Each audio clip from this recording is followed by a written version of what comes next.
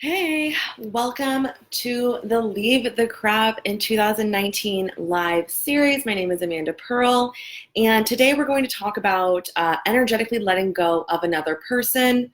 We'll get into that. Give me just a second. I'm going to share this video. Let's see. Hasn't this month been kind of cuckoo? I did a poll on my Instagram the other day and asked how this month has been for everyone, and half the people said that they're doing good. So I mean, I'm happy to hear that. Things have been a little bit crazy in my world, but they're good, right? Okay, so almost done. Hey, Instagram.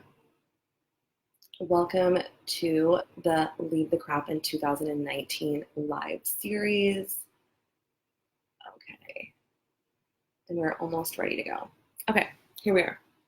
So, okay, the end of 2019, the end of a decade is coming up. How does it feel, everybody? It is one of those things that I wanted to do this live series for everyone that's watching, to have practical ways to energetically let go of what they want to let go of before we go into the next decade. Because here's the deal. Sometimes we're doing all of the things we can to manifest. We're visualizing. We are in gratitude. We are moving towards our goals, but our goals aren't manifesting like we thought. And when we're doing everything we can to move towards our goals and our goals aren't manifesting like we thought, what typically the issue would be that there's some letting go that needs to be done. There's some releasing. Let me see if this would help this. It kind of does. Kind of makes it annoying. There's some things that need to be released now. There's some things that need to be released before 2020. So, like I mentioned, when you're manifesting, you're doing everything you can and you're not seeing the results. It's oftentimes the consequence of needing to let some stuff go. So today I wanted to start off the live series with how to let go of a person. When we talk about, let's just use a past relationship for an example, because people can tend to hold on to past relationships for long after the relationship ends, like sometimes years, because the thing about it is, people say time heals all wounds, but at the same time, healing is really what's going to cause the healing. Letting go, releasing, forgiving. That's what's going to cause the healing rather than just time passing, because no matter how much time has passed, you can still have that gut reaction when you think about that person or that triggered feeling. So when we're talking about letting go of a person energetically, what we're really talking about is letting go of a lot of patterns that your brain most likely created to survive during that time. And by survive, I mean you may or may not have depended on that person. In our society now, there's a lot of codependency, a lot of being with the person all the time, and with that can come a lot of emptiness when that person leaves. And then what I've been seeing just with my clients and in general is that even after you're over that person, you're still thinking the same thought patterns. So even year or a years later, still thinking about thinking lovingly of them sometimes in the day, just because it's a pattern for you. Maybe they are a lovely person, but the reason that you're still thinking about them years later is because it's a pattern. And so when we're talking about breaking up energetically with people in our lives, this can happen long after the breakup. And then if in that relationship there was, now this would apply to any kind of relationship, friendship, family, especially romantic partners, if there's any kind of manipulation in the relationship, that can also further have cemented that pattern into the survival part of your brain. Because I guess I'm going to get into this. I didn't plan on it, but this is how a pattern gets really stuck in your brain. This is the process of it. When you're making decisions from your prefrontal cortex. Now, that's the part of your brain that has critical thinking skills, can think about the pros and cons. So let's say you're deciding to go out with your friends. What you're using is your prefrontal cortex to decide if that's something that you want to do. Now, when you use something as a coping mechanism, so whether that's a person, talking to a person, receiving validation and attention from a person, seeing a person, drugs, alcohol, if you're using any of these things to cope, what it does is it moves from the prefrontal cortex. So you're making decisions with your prefrontal cortex. And then once you start using something to cope with your feelings, so whether it be alcohol, drinking, friends, partners, validation, things like that, social media, that decision actually moves to the survival part of your brain, the middle part of your brain, which is like the primitive part of your brain, which tells you when to eat, when to sleep. It tells you like how it needs to function. So when you start using someone as a coping mechanism, like codependency, basically, you need them or you feel empty, you feel bad. That decision is no longer in the part of your brain that makes the logical, critical thinking decisions. That decision is in the middle part of your brain, the primitive part of your brain. And at that point, that's why things are so hard to quit. That's why drugs and alcohol can be so hard to quit, because it's not even like the part of your brain that makes decisions that's choosing for you. It's like the part of your brain that needs to survive is like, I need this, because you've made that association that like you need this to survive. So I only go through that because I want everyone to understand that it's like no part of you that's like a crazy ex, or there's no part of you that's like, oh, obsessed. Your brain has made you think, because you've leaned on this person as a coping mechanism in the past, your brain is leading you to think that you need them. And if you allow this association to keep firing together, so you let yourself get into this every single day, or like you don't, control your brain seems like such a vague thing. If you don't keep that in check and stay aware of your thoughts, you can keep making those connections in your brain just over and over and over again. And that connection that doesn't ever, it gets less, but it doesn't ever be removed, I guess the best word would be. So what I wanted to do today in a few minutes is a really powerful meditation for energetically removing someone else's energy and patterns from your aura. Now, I also wanted everyone to keep in mind that we're going to do a cord cutting meditation. With things like cord cutting, there are things that you may need to do more than once, just because our brain needs to be reinforced. We've been reinforcing these synapses every day for like maybe 4 or 5 years now. And so I wouldn't say that you definitely don't need 4 or 5 years of doing this, but it's something to always be aware of in your thoughts. And like I said, especially if the person was a manipulative person, or there was any kind of emotional abuse going on, any kind of narcissistic abuse going on, it makes it that much harder, because that person worked to get you to depend on them. They worked to get you to depend on them before they discarded you. So this today is all about energetically cutting the connection that's keeping the energy flowing in between you, that's keeping these synapses going. So it's like we're combining psychology with neuropsychology with chakra healing. And we're doing that so that our brain and our body energetically don't associate with this person anymore. So let's just get right into it.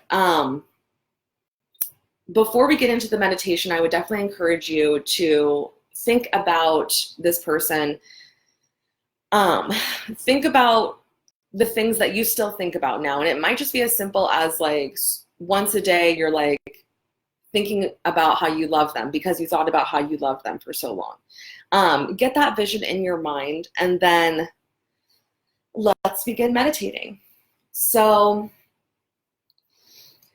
take a few deep breaths.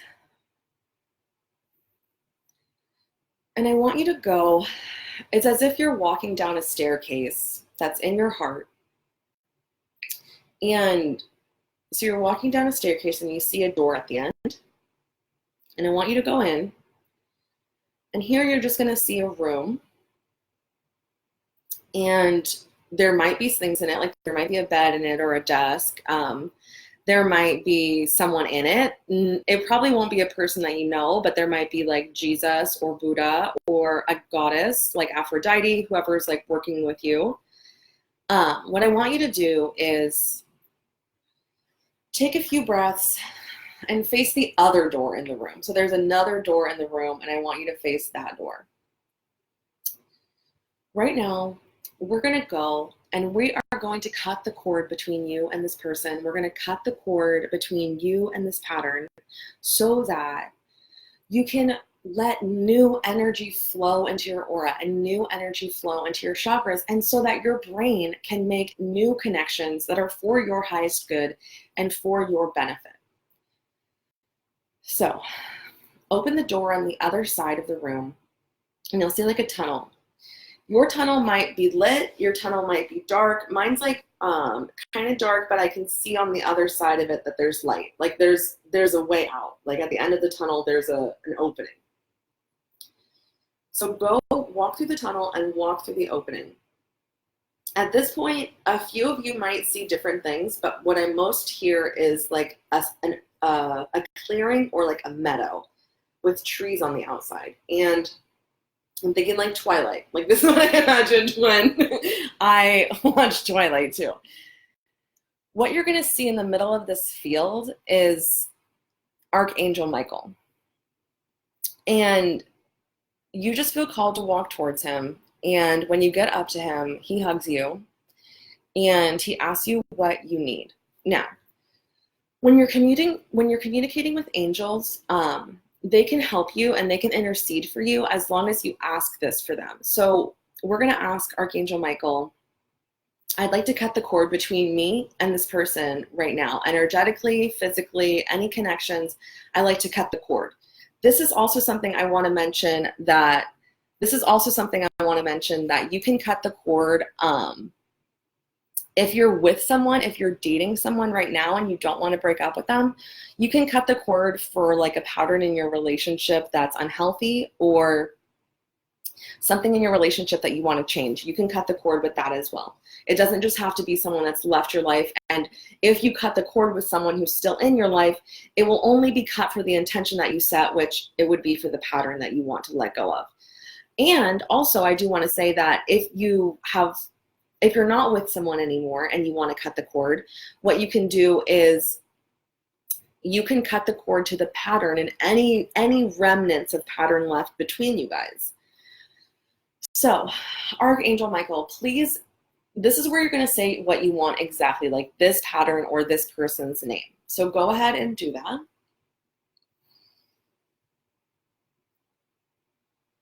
And then what I want you to do is I want you to feel on your body where like that cord is. Like the cord that Archangel Michael is going to cut for me is like kind of on my back here. Like where is the energetic cord? And that's very interesting because where it is on your body, like your back down here, that's like root chakra. So it's like that affects like my safety, my feeling secure, and that's exactly how I feel.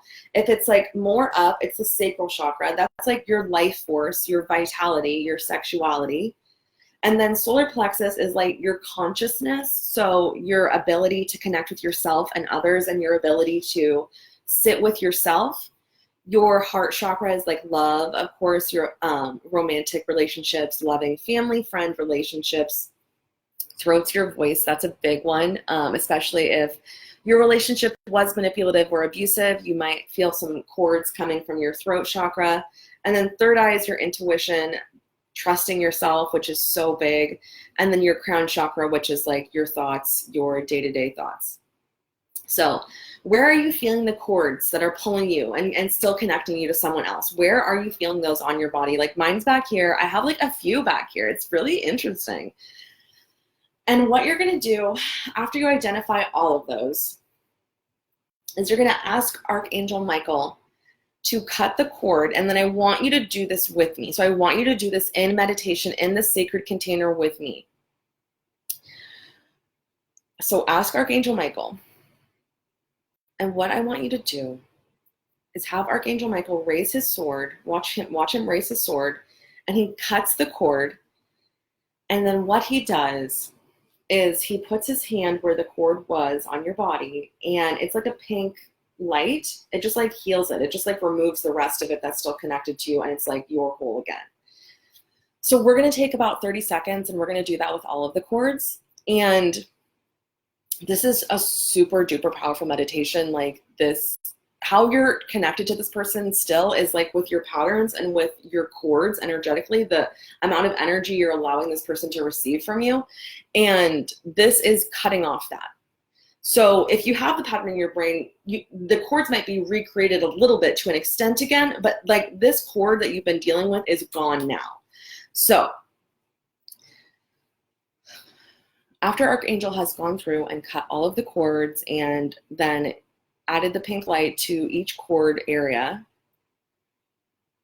I want you to take a moment to notice like how light you are now, how light you are in this moment. Because what I'm seeing is like a lot of like dark gray energy, like leaving your aura, leaving your body, leaving your chakras. And then what you're going to do is you're going to thank Archangel Michael, and you're going to ask him if he has anything else to tell you.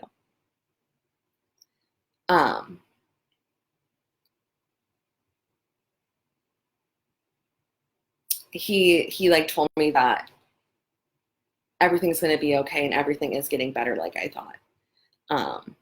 So if he tells you something amazing, and that could be a message for one of you as well. And then what I want you to do is walk back towards the door at the other side of the meadow. Go back through the tunnel, back into the room. This is like the room in your heart. You can come here to meditate whenever you'd like. And then come back.